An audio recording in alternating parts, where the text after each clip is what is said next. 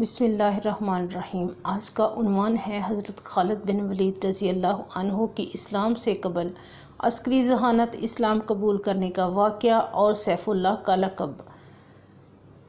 اسلامی تاریخ کے صفحات پر اگر کسی ایک سپہ سالار کا نام سنہری حروف میں لکھا گیا ہے تو وہ حضرت خالد بن ولید ہیں۔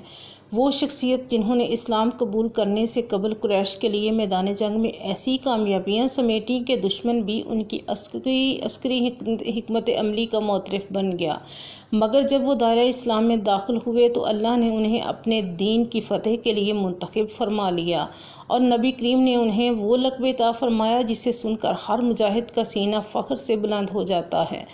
سیف اللہ یعنی اللہ کی تلوار۔ حضرت خالد بن ولید کا نسب اور ابتدائی زندگی۔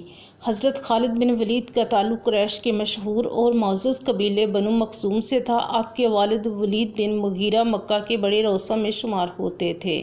آپ کی والدہ لبابہ بنت حارث تھیں جو حضرت عباس کی زوجہ کی بہن اور حضرت ام المومنین حضرت میمونہ کی بہن بھی تھیں۔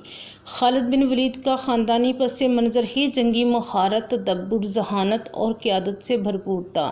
بچپن ہی سے آپ کو نیزہ بازی، گھڑ سواری، تیر اندازی، تلوار بازی اور سپاہ خانہ تربیت دی گئی۔ قریش کے نوجوانوں میں آپ کا مقام ممتاز تھا۔ ان کی جسمانی طاقت، شجاعت اور ذہانت قابل رشک تھی۔ جنگی ذہانت قبل اسلام۔ حضرت خالد بن ولید کی جنگی مہارت کا سب سے پہلا نمایاں اظہار غزوہ احد میں ہوا جب وہ ابھی ایمان نہیں لائے تھے۔ اس وقت انہوں نے مشرکین مکہ کی طرف سے شرکت کی اور جنگ کی تاریخ کا ناقابل فراموش منصوبہ بنایا۔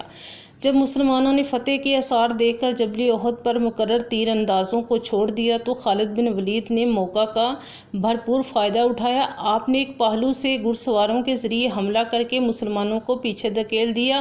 اگرچہ یہ حملہ مسلمانوں کے لیے سخت آزمائش بنا، مگر حضرت خالد کی عسکری حکمت عملی نے ان کے ذہین ہونے کی گواہی دی۔ یہ واقعہ ثابت کرتا ہے کہ حضرت خالد فطری طور پر ایک نابغہ روزگار جرنیل تھے جنہیں قدرت نے میدان جنگ کا شاہسوار بنا کر بھیجا تھا۔ اسلام کی طرف جھکاؤ اور خواب کا اثر۔ اگرچہ حضرت خالد نے غزوہ احد اور اس کے بعد بھی کئی مواقع پر اسلام کے خلاف جنگ کی، مگر فتح مکہ سے قبل ہی ان کے دل میں سچائی کی روشنی پیدا ہونے لگی تھی۔ وہ سوچنے لگے تھے کہ محمد علیہ السلام کا دین ضرور سچا ہے اور یہ دین غالب ہو کر رہے گا۔ ایک روایت کے مطابق حضرت خالد بن ولید نے خود بیان فرمایا کہ ایک رات میں نے خواب دیکھا کہ میں تاریکی میں ہوں اور اچانک ایک روشن نور کی طرف بڑھنے لگا۔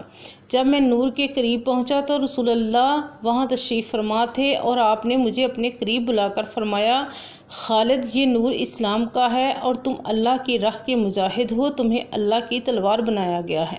اس خواب نے حضرت خالد کے دل کو جھنجھوڑ کر رکھ دیا۔ انہوں نے اپنی سابقہ زندگی اور میدان جنگ میں اسلام کے خلاف کھڑے ہونے پر ندامت محسوس کی۔ انہیں یقین ہو چکا تھا کہ اسلام ہی حق ہے اور محمد اللہ کے سچے رسول ہیں۔ قبول اسلام اور حضور صلی اللہ علیہ وآلہ وسلم سے ملاقات۔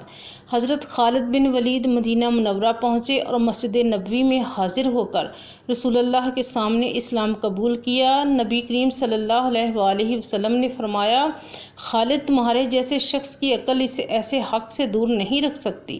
اللہ نے تمہیں عزت دی ہے، اسلام میں بھی تمہارا مقام عظیم ہوگا۔ آپ نے عرض کیا، یا رسول اللہ، جو کچھ میں نے اسلام کے خلاف کیا اس کا کیا ہوگا؟ نبی کریم نے فرمایا، اسلام پچھلے گناہوں کو مٹا دیتا ہے۔ اس وقت رسول اللہ نے حضرت خالد کو دعا دی اور فرمایا، تم اللہ کی تلواروں میں سے ایک تلوار ہو۔ یہی لقب قیامت تک حضرت خالد کے نام کے ساتھ جڑا رہا۔ سیف اللہ۔ حضرت خالد بن ولید کے اسلام قبول کرنے کے بعد پہلی عظیم آزمائش غزوہ موطا۔ حضرت خالد بن ولید نے اسلام قبول کرنے کے فوراً بعد ہی رسول اللہ کے حکم پر مختلف غزوات میں شرکت شروع کر دی۔ ان کی پہلی آزمائش غزوہ موطا تھی جو رومیوں کے خلاف ایک فیصلہ کن معرکہ تھا۔ غزوہ موطا کی وجوہات۔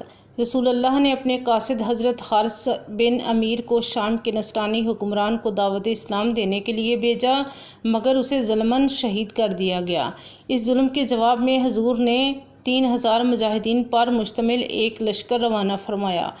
قیادت کا نظام رسول اللہ نے 3 سپہ سالار مقرر فرمائے، حضرت زید بن حارثہ، ان کے بعد حضرت جعفر بن ابی طالب، ان کے بعد حضرت عبداللہ بن رواحہ۔ اگر ان تینوں میں سے کوئی شہید ہو جائے تو مسلمانوں کو چاہیے کہ وہ اپنے لیے خود امیر مقرر کریں۔ تینوں سرداروں کی شہادت رومی فوج تقریباً 2 لاکھ کے برابر تھی، جبکہ مسلمان صرف 3000 تھے، مگر ایمان کا جذبہ ناقابل شکست تھا۔ حضرت زید بن حارثہ شہید ہوئے، پھر حضرت جعفر طیار نے پرچم اٹھایا اور بہادری سے لڑتے ہوئے شہید ہوئے۔ اس کے بعد حضرت عبداللہ بن رواحہ نے قیادت سنبھالی، مگر وہ بھی شہادت کے جام نوش کر گئے۔ حضرت خالد کی قیادت اور حکمت عملی۔ اب مسلمان لشکر کو ایک لیڈر کی ضرورت تھی جس کی نظریں حضرت خالد بن ولید پر جا ٹھہری، جنہوں نے ابھی حال ہی میں اسلام قبول کیا تھا۔ سب نے انہیں متفقہ طور پر سپہ سالار مقرر کیا۔ یہ حضرت خالد کی عسکری بصیرت اور حکمت عملی کا پہلا مقام تھا کہ انہوں نے 2 لاکھ کے مقابلے میں 3000 مسلمانوں کو لے کر شکست سے بچایا۔ ان کی حکمت عملی کے نمایاں نکات: لشکر کی نئی تنظیم۔ حضرت خالد بن ولید نے سب سے پہلے اسلامی لشکر کی صفوں کو نئے انداز سے ترتیب دیا تاکہ دشمن یہ سمجھے کہ تازہ کمک آ چکی ہے۔ گروہ سے بچاؤ: انہوں نے اسلامی فوج کو دشمن کے محاصرے سے نکالا اور ایک طرف ہلکی جھڑپ کا منظر پیش کیا۔ رات کے وقت لشکر کی صفوں کی تبدیلی: حضرت خالد نے چالاکی سے رات کے وقت اسلامی لشکر کے پرچم بردار قیادت اور سواروں کی جگہ بدل دی تاکہ دشمن کو صبح یہ محسوس ہو کہ کوئی نئی فوج آ گئی ہے۔ پیچھے ہٹنے کا فن: یہ جنگی تاریخ میں نادر واقعہ ہے کہ پیچھے ہٹنا بھی فتح بن جائے۔ حضرت خالد نے بغیر شکست کھائے، بغیر بھاگے، دشمن کو حیران کرتے ہوئے لشکر کو واپس مدینہ پہنچایا۔ رسول اللہ کا لقب سیف اللہ: جب یہ خبریں مدینہ پہنچی تو رسول اللہ نے حضرت خالد بن ولید کے بارے میں فرمایا، خالد اللہ کی تلوار ہے جو اس نے اپنے دین کے دشمنوں پر کھینچی ہے۔ اسی وقت سے حضرت خالد کو سیف اللہ کا لقب عطا ہوا۔ دیگر غزوات میں شرکت: حضرت خالد نے رسول اللہ کے ساتھ کئی اہم غزوات میں شرکت کی۔ غزوہ فتح مکہ: آپ نے مکہ کے دروازے سے بغیر خون بہائے شہر فتح کیا۔ غزوہ حنین: حضرت خالد نے دشمن کی صفوں میں شجاعت سے حملہ کیا۔ غزوہ تبوک: طویل اور صبر آزما سفر میں بھی حضرت خالد بن ولید نے لشکر کی حفاظت کی۔